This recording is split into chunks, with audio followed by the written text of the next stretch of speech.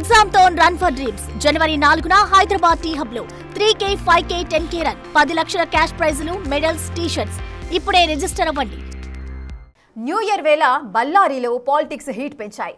వాగ్వివాదంగా మొదలై అది దాడులుగా మారడం, ఆ దాడులు కాస్త కాల్పుల వరకు వెళ్లడంతో ఇప్పుడు బళ్ళారి పాలిటిక్స్ ఇప్పుడు టాక్ ఆఫ్ ది నేషన్ గా మారాయి. గాలి జనార్దన్ రెడ్డిపైనే హత్యాయత్నం జరిగిందన్న న్యూస్ బళ్ళారిని షేక్ చేసింది. ఇంతకీ గాలి భరత్ వర్గాలు సై అంటే సై అని ఎందుకు అనుకుంటున్నాయి? ఈ వివాదానికి వాల్మీకి విగ్రహ ఏర్పాటే కారణమా, లేక తెర వెనుక తరతరాల పగలున్నాయా? బళ్ళారిపై ఆధిపత్యం కోసమే ఈ గన్ పేలిందా?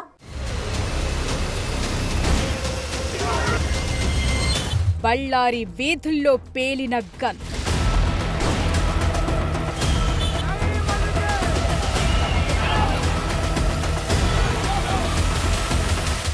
తగ్గేదేలే అనుకున్న గాలి జనార్దన్ రెడ్డి, భరత్ రెడ్డి వర్గాలు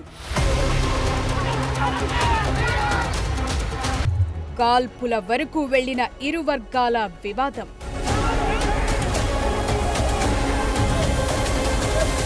బళ్ళారి పాలిటిక్స్ లో హీట్ పెంచిన గన్ ఫైట్. అసలు కాల్పులు చేసుకునేంత పగలు ఏమున్నాయి?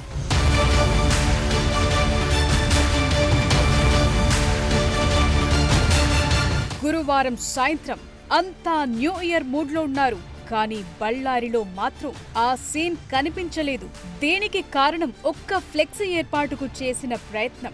ఎస్, ఓ ఫ్లెక్సీ ఏర్పాటు కారణంగా మొదలైన వివాదం ఏకంగా ఒకరి ప్రాణం తీసింది, మరికొందరిని హాస్పిటల్లో చేరేలా చేసింది. కర్ణాటక రాజకీయాల్లో ఏకంగా రాజకీయ దుమారం రేపేలా చేసింది. బళ్ళారిలో వాల్మీకి విగ్రహాన్ని ఆవిష్కరిస్తున్నారు. దీనికి సంబంధించి బళ్ళారి అంతటా బ్యానర్లు ఏర్పాటు చేస్తున్నారు. అయితే బళ్ళారిలోనే ఉన్న గాలి జనార్దన్ రెడ్డి ఇంటి సమీపంలో కాంగ్రెస్ పార్టీకి చెందిన స్థానిక ఎమ్మెల్యే నారా భరత్ రెడ్డి బ్యానర్లు ఏర్పాటు చేసే ప్రయత్నం జరిగింది. ఇద్దరు వేర్వేరు పార్టీలకు చెందినవారు కాబట్టి కామన్ గానే దీన్ని గాలి జనార్దన్ రెడ్డి వర్గీయులు అడ్డుకున్నారు. సరిగ్గా ఇక్కడే మొదలైంది వివాదం. ఈ బ్యానర్లను దగ్గరుండి మరి కట్టించే పనిలో ఉన్నాడు భరత్ రెడ్డి ప్రధాన అనుచరుడు సతీష్ రెడ్డి. బ్యానర్లను ఎలా అడ్డుకుంటారో చూస్తానని పంతానికి పోయిన సతీష్ రెడ్డి అక్కడే కుర్చీ వేసుకుని మరీ కూర్చున్నాడు. దీంతో పరిస్థితి పెనం మీద నుంచి పొయ్యిలో పడినట్లయింది. సరిగ్గా ఇదంతా జరుగుతోన్న సమయంలో గాలి జనార్దన్ రెడ్డి తన ఇంటికొచ్చారు. దీంతో సతీష్ రెడ్డి అనుచరులు మరింత రెచ్చిపోయారు. మాట మరింత పెరిగింది. ఇరు వర్గాలకు చెందిన మరికొందరు మద్దతుదారులొచ్చారు. వాగ్వాదం కాస్త పెనుగులాటగా ఆ తరువాత రాళ్ల దాడి వరకు వెళ్లింది. సీన్లోకి ఎంట్రీ ఇచ్చిన పోలీసులు లాఠీచార్జ్ చేశారు. చెదరగొట్టేందుకు గాలిలో గన్మెన్లు కాల్పులు జరిపారు. సరిగ్గా ఇక్కడే సీన్ మారింది. ఒక గన్మెన్ వద్ద ఉన్న గన్ను సతీష్ రెడ్డి బలవంతంగా లాక్కోవటం, జనార్దన్ రెడ్డిపై కాల్పులు జరపటం క్షణాల్లో జరిగిపోయింది. ఈ ఘటన నుంచి జనార్దన్ రెడ్డి త్రుటిలో తప్పించుకున్నారు. ఈ హడావిడిలోనే భరత్ రెడ్డి వర్గానికి చెందిన రాజశేఖర్ మరణించాడు. ఒకరి ప్రాణం పోవటం, నలుగురు హాస్పిటల్లో ఐసీయూలో చేరిన తరువాత కానీ పరిస్థితి కంట్రోల్లోకి రాలేదు. అలా వివాదానికి కాస్త బ్రేక్ పడగా రాజకీయం నిద్రలేచింది. తనపై హత్యాయత్నం జరిగింది, ఇదిగోండి సాక్ష్యమంటూ బుల్లెట్ ను చూపించారు గాలి జనార్దన్ రెడ్డి.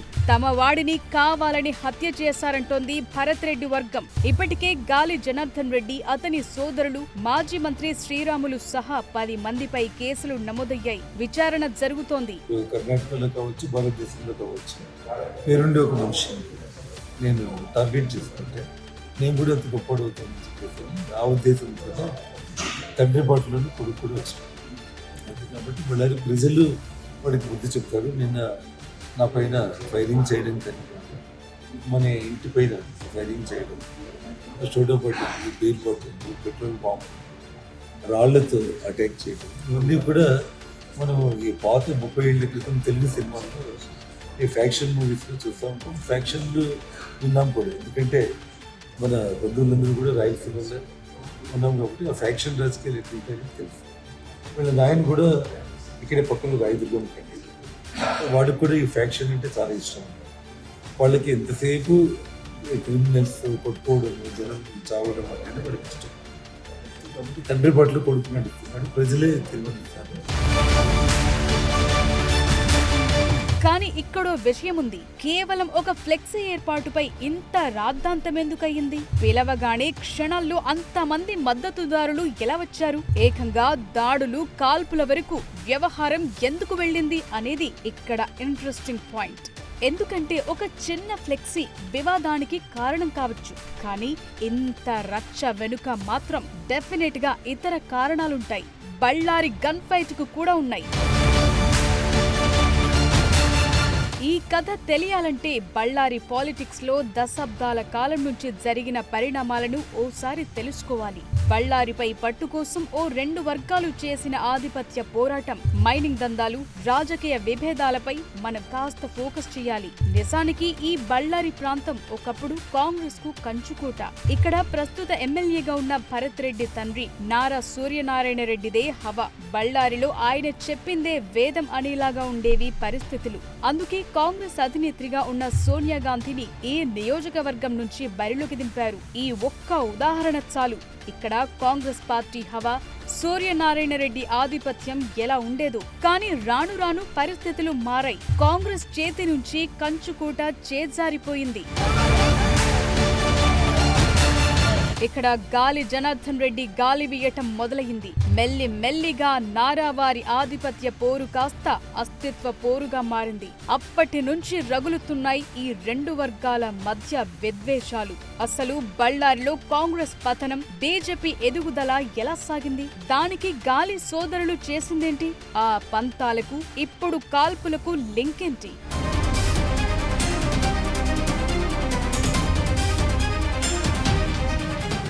రాజకీయాల్లో ఏది అనుకోకుండా జరగదు. ప్రతి మాటకు, ప్రతి చర్యకు ఓ లెక్కుంటుంది. బళ్ళారి కూడా అందుకు అతీతం కాదు. ఇక్కడి పంతాలకు, పోరాటాలకు ఆజ్యం పడింది ఇప్పుడు కాదు, ఇది దశాబ్దాల నాటి కథ. ఈ కథ తెలియాలంటే మనం కాస్త వెనక్కి వెళ్ళాలి. 2 దశాబ్దాల క్రితం నుంచి జరిగిన రాజకీయ పరిణామాలను ఓసారి తెలుసుకోవాలి. అప్పుడే బళ్ళారిలో 2 కుటుంబాల ఆధిపత్య పోరు అర్థమవుతుంది. అప్పుడే బళ్ళారిలో గన్ ఎందుకు గర్జించిందో తెలుస్తుంది. బళ్ళారి కథ మార్చింది 1999 నాటి ఎన్నికలని చెప్పాలి. ఆ ఏడాది జరిగిన ఎన్నికల్లో కాంగ్రెస్ నుంచి సోనియా గాంధీ, బీజేపీ నుంచి సుష్మా స్వరాజ్ బరిలో నిలిచారు. హోరాహోరీగా సాగిన ప్రచారం, ఆ తరువాత జరిగిన ఎన్నికల్లో గెలుపు కాంగ్రెస్ నే భరించింది. కానీ సుష్మా స్వరాజ్ గెలుపు కోసం గాలి జనార్దన్ రెడ్డి, గాలి కరుణాకర్ రెడ్డి, గాలి సోమశేఖర్ రెడ్డి తీవ్రంగా కష్టపడ్డారు. నేరుగా సుష్మా స్వరాజ్ బరిలోకి దిగటంతో బీజేపీ అధిష్టానం కూడా ఈ నియోజకవర్గంపై స్పెషల్ ఫోకస్ పెట్టింది. ఎన్నికల్లో సుష్మా ఓడినా గాని గాలి సోదరులు మాత్రం అధిష్టానానికి దగ్గరయ్యారు. దీంతో వారి ఆశీస్సులు వీరిపై మెండుగా ఉండేవి. ఇది ఫస్ట్ టర్మ్. ఇక 2001లో ఓబుళాపురం మైనింగ్ కంపెనీని ప్రారంభించారు గాలి జనార్దన్ రెడ్డి. ఎప్పుడైతే ఆయన మైనింగ్ రంగంలోకి ఎంట్రీ ఇచ్చారో అదే సమయంలో వరల్డ్ మార్కెట్లో ఐరన్ ఓర్ కు విపరీతమైన డిమాండ్ ఉండేది. ఇదే అదునుగా ఆయన 1000 కోట్ల ఆదాయం గడించారు. ఈ డబ్బును ఆయన రాజకీయాల్లో ఇన్వెస్ట్ చేయటం ప్రారంభించారనే చర్చ ఉంది. కర్ణాటక రాజకీయాలపై ఆయన ప్రభావం మొదలైంది. చేతిలో అధికారం ఉన్నా లేకపోయినా ఆయన ఆడిందే ఆట, పాడిందే పాట అన్నట్లుగా పరిస్థితులు మారటం ప్రారంభమయ్యాయి. ఎట్ ద సేమ్ టైం అప్పటి వరకు ఆ నియోజకవర్గంలో సత్తా చాటుతూ వస్తున్న సూర్యనారాయణ రెడ్డి ఆధిపత్యానికి గండిపడటం ప్రారంభమైంది. ఇది సెకండ్ టర్న్. ఇక అతి ముఖ్యమైన మరో టర్న్ 2008 కర్ణాటక అసెంబ్లీ ఎన్నికల్లో బీజేపీ గెలవటం. ఈ ఎన్నికల్లో బీజేపీ గెలుపులో కీలక పాత్ర గాలి సోదరులదే అంటారు. ఆ టైంలో ఆపరేషన్ కమల ద్వారా ఇతర పార్టీల ఎమ్మెల్యేలను బీజేపీలోకి తీసుకురావటంలో ఈ ముగ్గురు సోదరులు, వారి ప్రధాన అనుచరుడు శ్రీరాములు చాలా కృషి చేశారంటారు. దీంతో గాలి సోదరులకు, శ్రీరాములకు ఏకంగా మంత్రి బాధ్యతలు దక్కాయి. దీంతో బళ్ళారి ఇక వారి రాజ్యంగా మారిపోయింది. అప్పటి నుంచి రాష్ట్రంలో ఎవరు అధికారంలో ఉన్నా బళ్ళారిలో ఆయన చెప్పిందే వేదమన్నట్లుగా పరిస్థితులు మారాయి.